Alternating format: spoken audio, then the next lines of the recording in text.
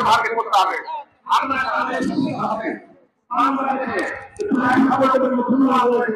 এখানে ডাক্তার দেয় একটা আমেরিকান একজন অধ্যাপক গবেষণা করে দেখেছেন বাংলাদেশের বছরে 1 লক্ষ কোটি টাকা আদায় করা সম্ভব। আপনারা বলুন, আমাদের মুসলমান সমাজের মধ্যে অনেকে নিঃস্ব গরিব বঞ্চিত রয়েছেন, তাদের পেছনে যদি সরকার প্রতি বছর 1 লক্ষ কোটি টাকা আদায়ের বিতরণ করেন, তাহলে কিন্তু সেখানে গরিব মানুষ থাকার কথা নয়।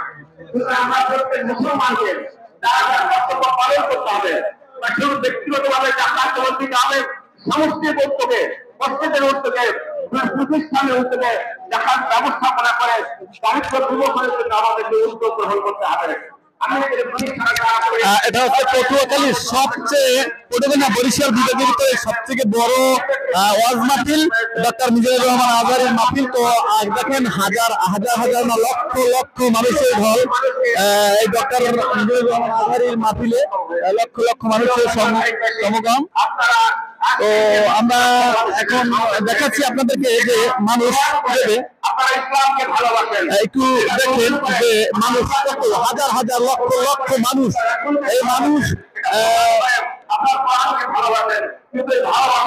দেখেন মানুষ কিন্তু টাকা দিয়ে নিয়ে আসে না, এই মানুষগুলো কিন্তু আসছে শুধু ইসলামকে ভালোবেসে, ঠিক আছে? কোনো মানুষ কোনো টাকার বিনিময়ে আসে নাই। তো দেখেন আপনারা যে কত লক্ষ লক্ষ দর্শক আমাদের পটুয়াখালীতে আসছে।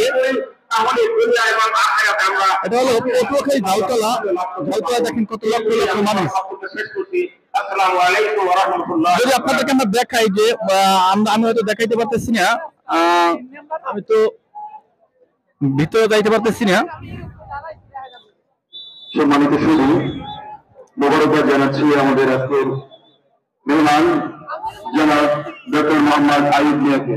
সম্মানিত শুধু একটি ঘোষণা, একটি বাচ্চা পাওয়া গিয়েছে, বয়স 5 বছর, নাম মারিয়াম,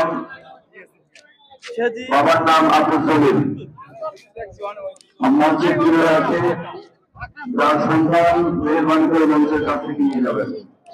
সম্মানিত ছবি এই পর্যায়ে বক্তব্য প্রদান করবেন বাংলাদেশ সরকারের সাবেক স্বরাষ্ট্র ও বাণিজ্য মন্ত্রী